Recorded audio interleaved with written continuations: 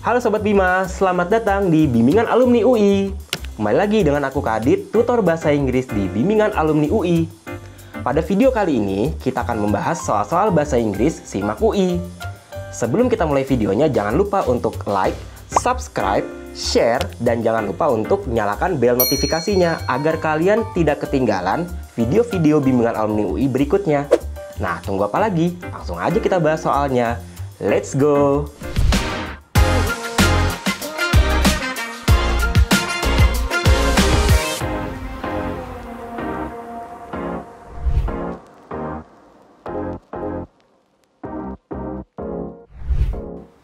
Oke, kita bahas soal nomor 1. Seperti biasa, untuk soal SIMAK UI, ada soal-soal yang modelnya itu adalah close procedure ya, yaitu melengkapi bagian yang rumpang pada satu teks tertentu ya. Ini ada terdiri dari 4 paragraf ya teksnya ya. Nomor 1, antara dominates, dominated, to dominate, was dominated, dan juga had been dominated. Dimana di sini ada 3 kata kerja di situ ya. Yang A, dominates, mendominasi. Yang D, didominasi. Yang E, didominasi juga menggunakan kata kerja yang pasif ya.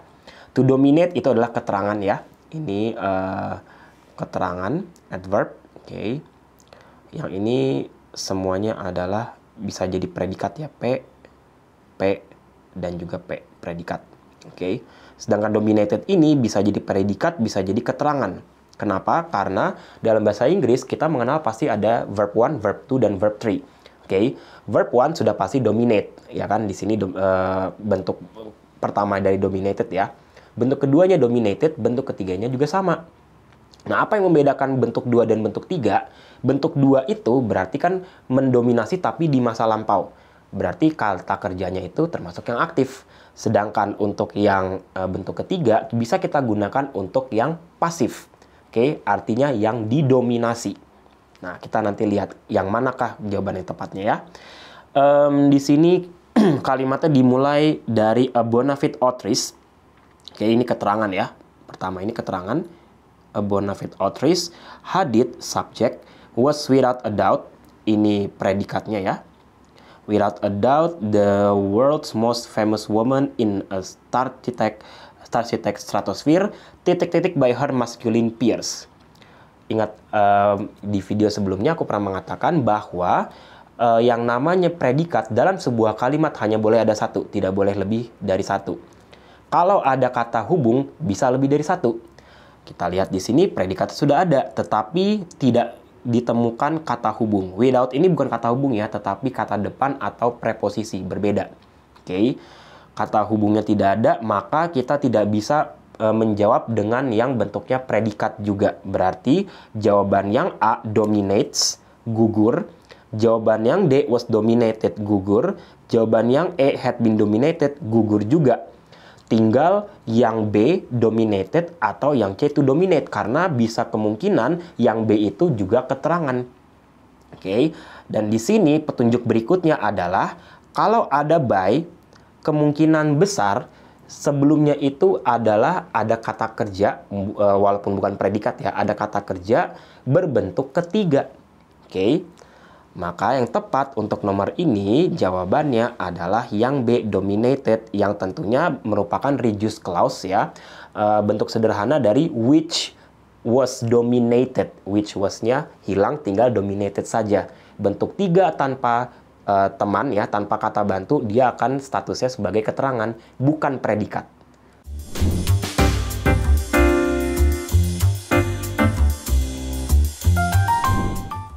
Oke, kita lanjut soal nomor 2. Untuk soal nomor 2 ini yang ditanyakan adalah the italic phrase in the second paragraph means, arti dari kata atau frase ya yang ada di paragraf kedua yang dikasih garis miring, yaitu in an attempt. In an attempt to redevelop and make relevant again. Going artinya itu adalah pergi atau menuju ya. Going, pergi atau menuju ya. Pergi, trying, mencoba. Kemudian standing, bisa berdiri. opposing, menentang. Kemudian determining ini adalah menentukan. Menentukan. In an attempt itu memiliki arti yang sama dengan mencoba.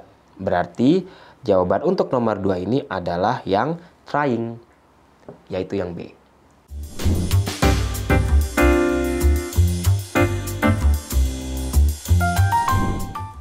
Lanjut soal nomor 3.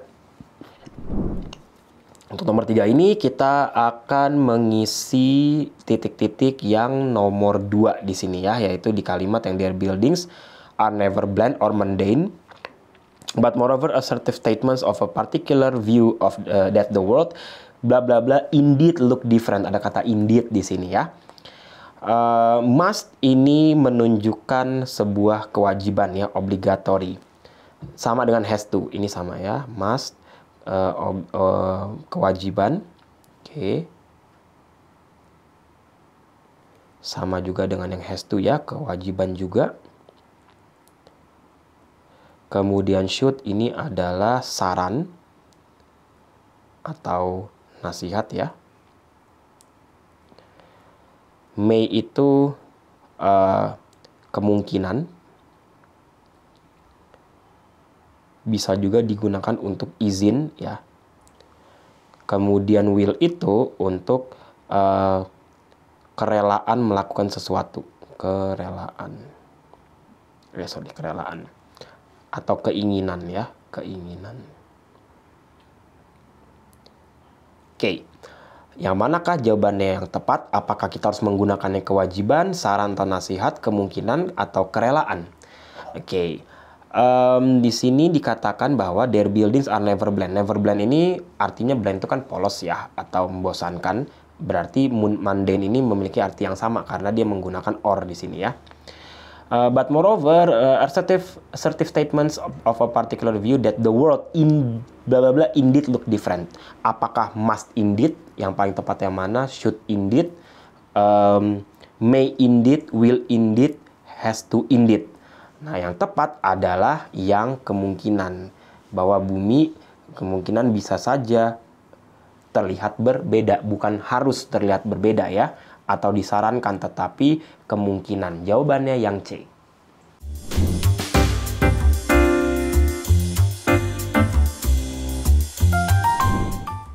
Oke, sekarang soal nomor 4. Nomor 4 kita akan menjawab yang titik-titik yang 3 ini ya, berarti ya. Yaitu yang along with her strong conceptual and historical awareness bla bla bla a recurrent source of inspiration for Zaha Hadid's architecture. Oke. Kalimat ini diawali oleh ada kata depan ya, preposition along, maka dari along sampai awareness ini semuanya adalah keterangan. Oke. Setelah keterangan, koma akan diisi oleh subjek yang berupa kata benda. Apakah kita butuh kata kerja juga di sini? Kata kerja ada tidak ya? Atau yang predikat maksudnya. Recurrent source ini kata benda. Of inspiration for Zaha Hadid's architecture. Ini kata benda. Berarti di kalimat ini juga belum ada predikat. Maka harus ada predikatnya juga. Oke. Jawaban yang A ini sudah pasti salah karena diawali oleh kata depan. Kata depan akan mengubah kata benda menjadi keterangan, tidak menjadi subjek, ya. Makanya dia salah. Kemudian yang B, nature forms shapes which appear us. Alam membentuk bentukan aneh ya, membentuk bentuk. Forms shapes which appear us. Nah, secara arti ini tidak tepat. Kemudian yang C, nature's forms and shapes appear us. Nah, ada kemungkinan jawaban yang ini benar. Bentuk dari nature ini muncul sebagai, ya, karena setelah us-nya itu a recurrent source, di mana us itu adalah salah satu dari kata depan juga atau preposisi. Dan biasanya preposisi akan diikuti oleh sebuah kata benda yang dinamakan object of preposition, ya. Kemudian yang D, nature's appearances as shapes and forms. Nah, shapes and forms di sini sama-sama kata benda ya. Shapes sama forms. Kemudian kalau kita masukkan ke titik-titik yang nomor 3 ini, langsung ketemu dengan kata benda a recurrent source. Nah, tidak bisa kata benda ketemu dengan kata benda lagi tanpa ada pemisahnya ya. Berarti jawaban yang D ini juga tidak tepat. Yang E, nature shapes forms appearing us. Oke, shapes forms appearing us di sini kalau kita ingin menggunakan nature shapes-nya itu maksudnya bentuk dari nature membentuk. Nah, ini tidak tepat karena harusnya di sini ada petik S. Lalu karena shapes ini adalah jamak atau plural, seharusnya formnya tidak menggunakan S. Jadi ini E bermasalah ya, ini salah. Jadi jawaban yang tepat untuk nomor 3 ini adalah yang C, yaitu nature's forms and shapes appear us.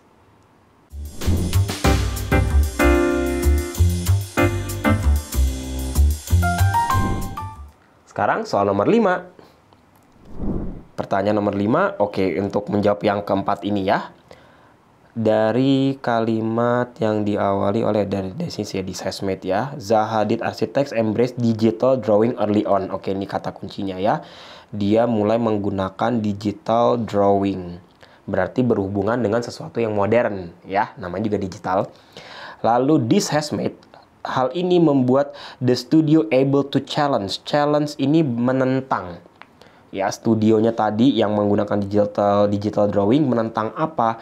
Leading us to the 21st century urban architecture.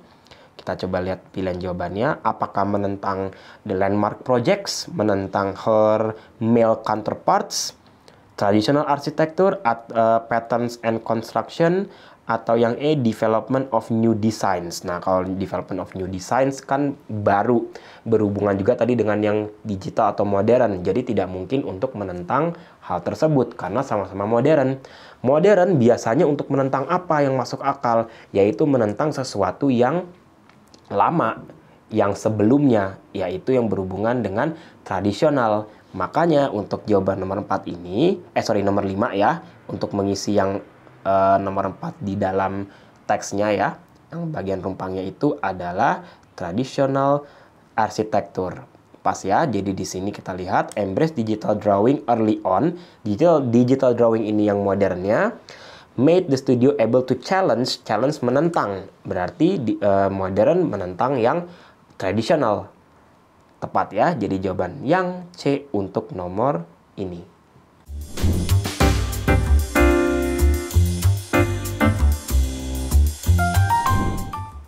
Oke, sekarang soal nomor 6.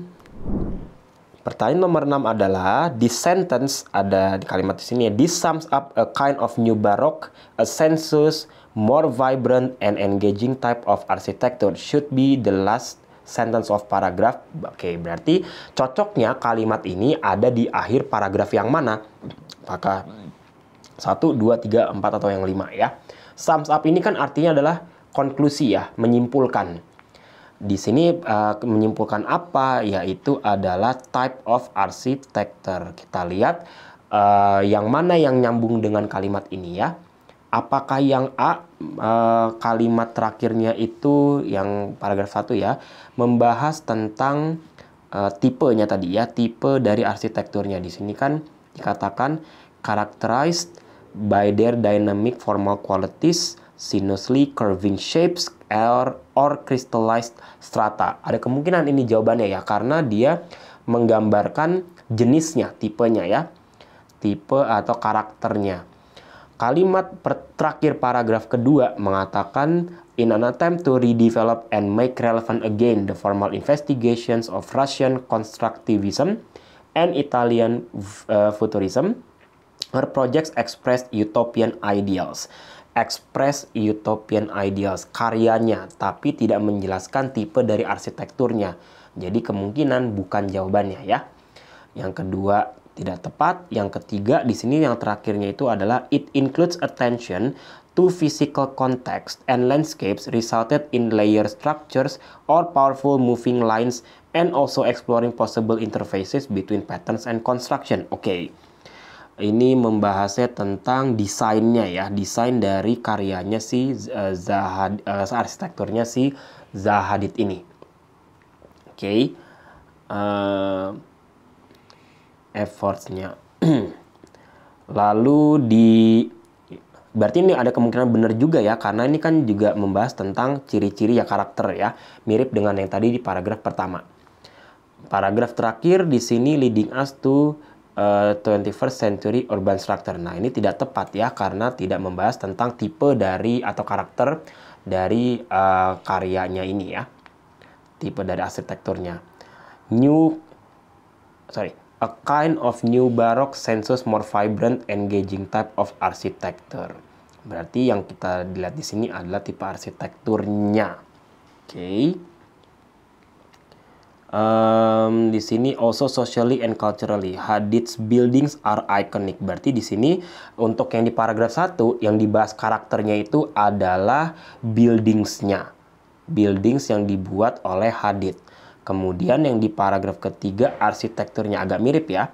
Di sini along with her strong conceptual historical awareness, recurrent source inspiration for the Hadid's architecture includes attention to physical context and landscapes, resulting in layered structures or powerful moving lines, and also exploring possible interfaces between patterns and construction. This sums up a kind of new baroque, a sensus more vibrant and engaging type of architecture. Nah, yang lebih tepat adalah di yang ketiga ini ya, di paragraf ketiga, sorry, bukan yang tiga ini, di akhir paragraf ketiga paling nyambungnya ya. Karena di situ benar-benar dijelaskan semuanya dengan rinci ya. Prosesnya includes attention, resulting in layered structures or powerful moving lines, exploring possible interfaces between patterns and construction. Beda dengan tadi yang ada di paragraf pertama, yang bagian terakhir, itu hanya menyebutkan karakternya saja, bahwa di situ formal qualities, curving shapes, crystallized strata. Lebih tepatnya adalah yang ketiga, jadi yang jawaban C.